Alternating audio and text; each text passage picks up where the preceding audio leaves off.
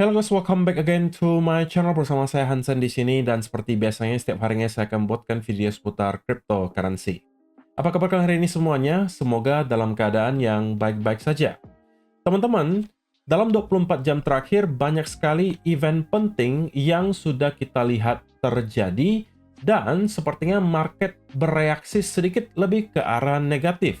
Tidak hanya ke Bitcoin tapi juga pasar saham Amerika Serikat. Nah, kita bakalan bahas di video hari ini apa saja event-event yang saya maksud. Kemudian kita juga bakalan bahas kira-kira apa yang bisa kita expect berikutnya in terms of price action. Sebenarnya apa yang kita lihat selama 24 jam terakhir juga sedikit banyak sudah sesuai ya dengan apa yang kita bahas di video kemarin.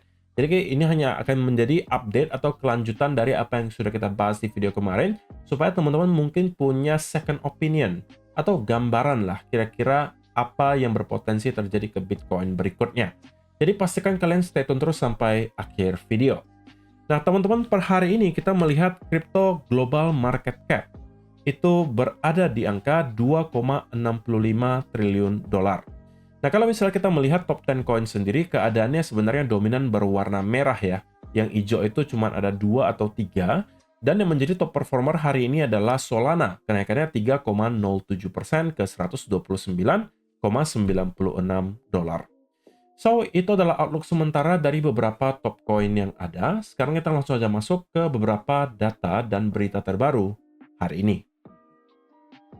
Nah, teman-teman, untuk kalian yang tidak tahu, kemarin kita kedatangan beberapa data dari Amerika Serikat yang tergolong high impact, yaitu adalah retail sales dan juga core retail sales. Nah, untuk sementara waktu, kalau misalnya kita lihat retail sales dan juga core retail sales, itu dirilis angkanya lebih tinggi daripada ekspektasi. Nah, teman-teman, sebenarnya ini adalah berita baik tentunya untuk perekonomian Amerika Serikat. Tetapi bukan sebuah berita yang baik untuk market secara keseluruhan. Terutama yang kita bicarakan di sini adalah pasar saham Amerika Serikat dan juga Bitcoin. Kenapa? Karena yang dikehendaki oleh para investor sekarang adalah sesegera mungkin The Fed untuk melakukan pemotongan suku bunga. Sedangkan beberapa data yang muncul beberapa bulan terakhir itu belum sama sekali mendukung bagi para investor untuk berpersepsi bahwa The Fed bakalan segera melakukan pemotongan suku bunga. Kenapa? Karena tingkat pengangguran di Amerika Serikat belum terlalu mengalami pelemahan. Yang kedua, inflasi yang kita lihat juga data terbaru menunjukkan terus berada di angka yang cukup stabil bahkan sesekali mengalami penurunan. Yang ketiga, kalau kita lihat dari GDP dan juga retail sales, itu juga masih menunjukkan angka yang cukup decent, masih cukup oke. Sehingga ini sedikit banyak mau mengatakan bahwa perekonomian di Amerika Serikat itu belum seburuk yang kita perkirakan. Sehingga mungkin belum ada pemikiran dari The Fed untuk sesegera mungkin melakukan pemotongan suku bunga, karena mungkin dirasa belum perlu. Tapi kalau hanya sekedar persepsi dari investor, mungkin itu belum cukup kuat ya teman-teman. Nah, itu ditambah lagi dengan apa yang disampaikan oleh kakek Powell tadi dini hari. Untuk kalian yang tidak tahu, tadi dini hari pukul 12.15 itu ada speech dari kakek Powell. Nah, saya sudah berikan juga rangkumannya itu di Twitter ya teman-teman. Dan kalau kalian yang belum follow Twitter saya, bisa di-follow dulu karena banyak sekali informasi terbaru yang saya share di sana. Nah, intinya saja teman-teman tanpa perlu panjang lebar, apa yang disampaikan ini kesimpulannya saja ya. Yang pertama soal prospek ekonomi. Ini semuanya adalah yang disampaikan oleh kakek Powell. Pertama adalah soal prospek ekonomi. Ekonomi Amerika Serikat tetap solid meski ada ketidakpastian yang tinggi. Pertumbuhan melambat di Q1 2025 dengan belanja konsumen tumbuh moderat. Pasar tenaga kerja hampir pada lapangan kerja maksimum dengan rata-rata 150.000 pekerjaan baru per bulan. Pengangguran stabil, pertumbuhan upah melambat namun masih di atas inflasi. Kesimpulannya yang mau dikatakan adalah ekonomi di Amerika Serikat masih fine-fine saja. Nah, kedua, soal inflasi. Inflasi telah turun dari puncaknya di tahun 2022 kita tahu. Tetapi masih di atas target tentunya di angka 2%. di mana PCE itu di angka 2,5, sedangkan untuk intinya itu di angka 2,8. Nah, untuk mencapai ke angka 2%, sekarang itu menurut kakek Powell akan semakin sulit karena adanya kebijakan tarif yang diterapkan oleh Donald Trump, yang diekspektasikan akan membawa dampak salah satunya adalah menaikkan inflasi. Makanya ekspektasi inflasi untuk jangka pendek di Amerika Serikat itu meningkat. Tetapi untuk jangka panjangnya itu tetap ditargetkan ke 2%. Nah, tentunya juga dia bahas soal spesifik tarif dan ketidakpastian. Yaitu kita udah nggak usah bahas lah ya. Kita tahu bahwa Amerika Serikat dan juga China sedang perang tarif dan sampai dengan sekarang belum ada sepertinya resolusi yang jelas. Masih terus terjadi eskalasi, bahkan terakhir kita tahu bahwa Amerika Serikat kembali menaikkan tarifnya menjadi total 245%. Dan yang terakhir juga, ini juga yang tidak kalah penting ya. Disampaikan bahwa Fed itu nggak bakalan buru-buru untuk menyesuaikan suku bunganya. Dalam hal ini adalah soal penurunan suku bunga. Menekankan pentingnya menjaga ekspektasi inflasi jangka panjang tetap terjangkar. Powell mencatat potensi konflik antara mandat ganda jika inflasi naik sementara pertumbuhan lambat membutuhkan keseimbangan yang hati-hati. Jadi intinya mereka juga nggak mau buru-buru untuk melakukan pemotongan suku bunga. Karena kenapa? Karena adanya kebijakan tarif yang membuat ekspektasi inflasi meningkat. Takutnya kalau mereka terlalu cepat melakukan pemotongan suku bunga, ditambah lagi dengan adanya kebijakan tarif, nanti inflasi bisa tiba-tiba meroket out of control lagi. Jadi itulah beberapa hal yang disampaikan oleh kakek Powell tadi dini hari. Nah, kemudian kenapa kira-kira market termasuk Bitcoin dan stock market Amerika Serikat itu bereaksi negatif terhadap apa yang disampaikan oleh kakek Powell? Nah, pertama tentunya ya dari apa yang kita sudah lihat barusan, bisa kita simpulkan bahwa kakek Powell itu nadanya hawkish. Oke? Kemudian, ya soal kekhawatiran inflasi akibat tarif, ini membuat tentunya juga para investor merasa, oke, berarti pemotongan suku bunga akan kembali tertunda, tidak akan secepat yang diperkirakan. Belum lagi, penyebutan pertumbuhan ekonomi yang bakalan melambat, ditambah dengan dampak tarif meningkatkan kekhawatiran resesi. Kemudian resiko perang dagang global, tidak ada jaminan Fed put, sentimen dan faktor teknis ini bisa kalian baca semuanya di Twitternya saya yang sudah saya post juga di sini. Jadi pada intinya teman-teman saya simpulkan saja kenapa market bereaksi negatif terhadap apa yang disampaikan oleh kakek Powell tadi. Karena tentunya yang pertama ya stance-nya berarti hawkish. Yang kedua ya otomatis dengan adanya statement bahwa mereka tidak akan buru-buru melakukan pemotongan suku bunga, ekspektasi para investor kemudian akan adanya pemotongan suku bunga kembali menurun.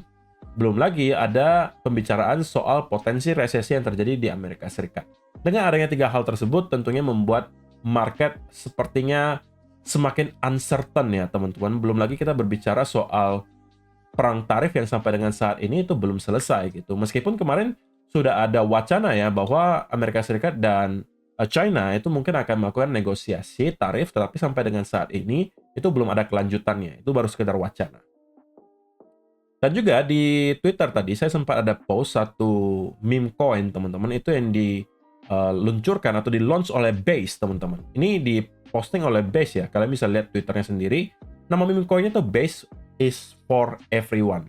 Jadi saya tadi post, saya katakan bahwa saya masuk sedikit karena price action-nya cukup menarik. MC-nya pada saat saya post itu 7 juta dolar teman-teman. Sekarang terakhir kali saya lihat itu sudah kurang lebih 15 juta. Jadi sudah 2x. Jadi kalau misalnya ada dari teman-teman yang sempat ikutan juga ya selamat. Kalau misalnya kalian belum sempat ikut ya saya tidak menyarankan teman-teman untuk melakukan apapun di sini. Tapi kalau saya jadi kalian dan saya belum masuk gitu ya dengan tweet yang saya ketika saya membaca tweet ini saya belum masuk dan sekarang saya ngelihat MC-nya sudah 15 juta, saya nggak akan ngejar teman-teman. Karena kita nggak tahu, namanya meme coin itu ya pergerakannya akan bisa sangat volatile. Dan bisa dalam sekejap itu drop 90-95% out of nowhere. Jadi kalau misalnya kalian belum memahami bagaimana cara main di meme coin, please hindari. Oke? Ini adalah pure spekulasi. Saya pribadi juga berspekulasi di sini. Saya juga masuknya hanya sedikit karena saya melihat price action-nya cukup menarik dan juga market cap-nya tergolong cukup kecil untuk sebuah meme coin yang di-launch oleh Base, gitu kan. Jadi atas dasar itu saja saya masuk, tapi ini adalah pure spekulasi. Jadi sangat tidak disarankan untuk teman-teman yang merupakan newbie. Tapi kalau ada dari kalian yang sempat ikut, harusnya kalian sekarang juga udah up kurang lebih 2x. Jadi kalau misalkan pengen info-info seperti ini, kalian bisa follow aja Twitter saya. Nah, kemudian teman-teman, tentunya yang tidak kalah penting adalah bagaimana price action dari Bitcoin gitu kan selama 24 jam terakhir. Karena saya tahu banyak dari teman-teman yang juga mungkin lebih suka ya ngelihat chart daripada membaca berita. Yang sebenarnya menurut saya agak sedikit tidak bijak ya. Kalau misalnya kalian memang berniat untuk menjadi seorang investor, teman-teman, sedikit banyak kalian harus memahami makroekonomi. Oke? Jangan hanya pure soal teknikal. Oke, kalian mungkin mengatakan saya adalah fokus technical analysis, teman-teman. Kok boleh, tapi mungkin ya sisihkan 10 atau 15% lah perhatian kalian ke makro. Sisanya technical, oke. Itu karena bisa membantu juga, teman-teman. Kalau kalian punya gambaran makro sekarang seperti apa, ya itu bisa sedikit membantu kalian juga untuk menganalisa kira-kira sekarang keadaan market itu harusnya bakalan seperti apa. Baru nanti kalian tambahkan technical analisisnya. Saya rasa itu akan bisa membantu, gitu kan? Nah, kalau misalnya kita bicara soal price action-nya sendiri, sebenarnya teman-teman yang follow saya dari lama harusnya sudah tahu ya. Terutama yang udah nonton video saya beberapa waktu terakhir ya. Tahu bahwa saya sampaikan Bitcoin itu dalam beberapa waktu ke depan, saya expect akan ada konsolidasi atau pullback. Ya, saya sebutnya sebagai konsolidasi ringan. Kenapa bisa konsolidasi ringan? Ya, karena kalau kalian lihat di time frame besar, di daily, ya sebenarnya kita hanya beberapa hari saja di sini terkonsolidasi. Tetapi saya sampaikan juga bahwa justru kalau misalnya kita bisa mendapatkan ada konsolidasi seperti ini di Bitcoin, ini adalah sesuatu yang sangat sehat untuk kita lihat terjadi. Karena kita telah berhasil mengalami rally dari kurang lebih area 74.000 sampai ke kurang lebih 86, teman-teman. Akan ada tentunya masa di mana market perlu rehat terlebih dahulu. Belum lagi keadaan makro sekarang yang memang belum terlalu mendukung bagi risk on asset untuk mengalami rally yang signifikan. Itu bisa kita lihat juga dari stock market Amerika Serikat yang kemarin juga sedikit banyak terkoreksi setelah berhasil rebound cukup signifikan. Nah, tetapi teman-teman, menurut saya secara pribadi, selama area 81.000 ini mampu kita maintain, maka untuk midterm saya masih cenderung dalam keadaan bullish. Sedangkan untuk short term, bias saya masih cenderung netral, teman-teman. Karena saya masih expect konsolidasinya kemungkinan masih akan berlanjut. Belum lagi, hari Jumat sampai Minggu itu adalah long weekend, teman-teman. Di Amerika Serikat juga sama. Otomatis volume perdagangan pada saat itu tidak akan tinggi. Ya, saya juga akan sangat susah untuk expect bahwa akan ada pergerakan yang sangat masif di Jumat, Sabtu, ataupun Minggu. Kecuali ya itu adalah manipulasi. Sehingga ada kemungkinan bahwa kita bisa melihat ada konsolidasi berkelanjutan di sekitaran area ini, sampai mungkin minggu depan kita baru akan start untuk kembali mengalami rally ke atas. Semakin lama konsolidasi yang kita lihat di sini, sebenarnya itu adalah sebuah hal yang semakin baik, teman-teman. Karena biasanya semakin lama konsolidasinya terjadi, ketika konsolidasi tersebut berakhir, itu kita akan melihat pergerakan yang sustain ke atas. Contohnya kayak gimana? Contohnya, kalau teman-teman lihat di awal tahun 2024 sampai akhir tahun 2024, kita kan konsolidasi panjang di sini, teman-teman, berbulan-bulan. Tetapi ketika kita menyelesaikan konsolidasi tersebut, maka kita akan mendapatkan pergerakan yang sustain ke atas. Kalau kalian lihat dari area 68.000 sampai kurang lebih 108.000 di sini, bisa dikatakan bahwa tidak terdapat banyak konsolidasi atau pullback dalam yang terjadi along the way. Ya kan? Nah, beda cerita kalau teman-teman lihat apa yang terjadi di sini. Ya kan? Kemarin kita sempat tahu bahwa Bitcoin itu mencoba untuk membentuk yang namanya symmetrical triangle, teman-teman. Tetapi symmetrical triangle ini itu bertahan sangat singkat. Ya, kalian boleh anggap ini sebagai symmetrical triangle, yang ini ya kan, atau yang ini bebas deh, gitu kan? Kalau kalian konservatif mungkin yang ini. Nah, ini adalah bentuk konsolidasi juga, tetapi ini terlalu singkat, teman-teman. Sehingga kalau kita lihat, ketika kita rally, breakout, itu kemudian gagal dan kita kembali membentuk konsolidasi yang lebih besar. Itu pun sebenarnya sudah saya jelaskan di video kemarin atau kemarin lusa. Saya katakan kita akan nyampe ke minimal area 86.000, bahkan bisa sampai 87 maksimum, kemudian kita kemungkinan akan start untuk mendapatkan konsolidasi yang lebih besar. Nah, itu yang persis kita lihat terjadi selama beberapa hari terakhir.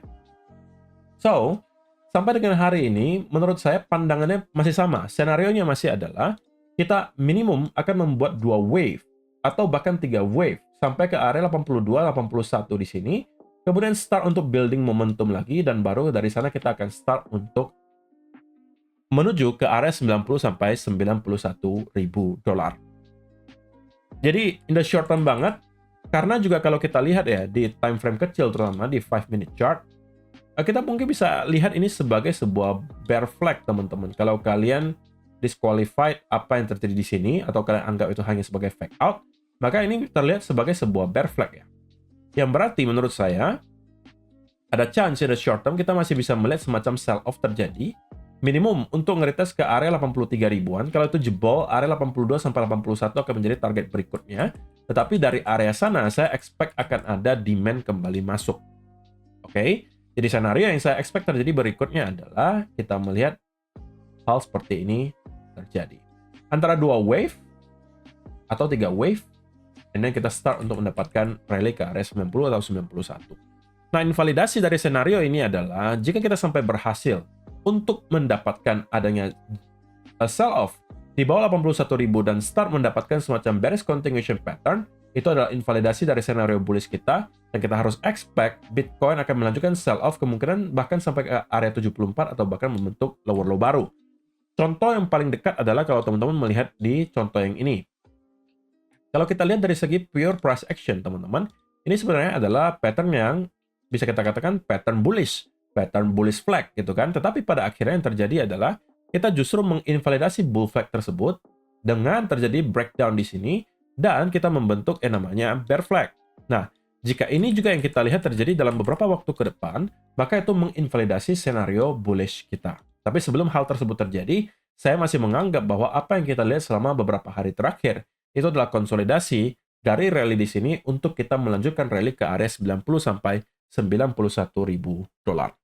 So, saya rasa itu aja sih teman-teman yang mau saya sampaikan di video hari ini. Semoga bisa bermanfaat untuk kalian semua. See you in the next video. Bye-bye.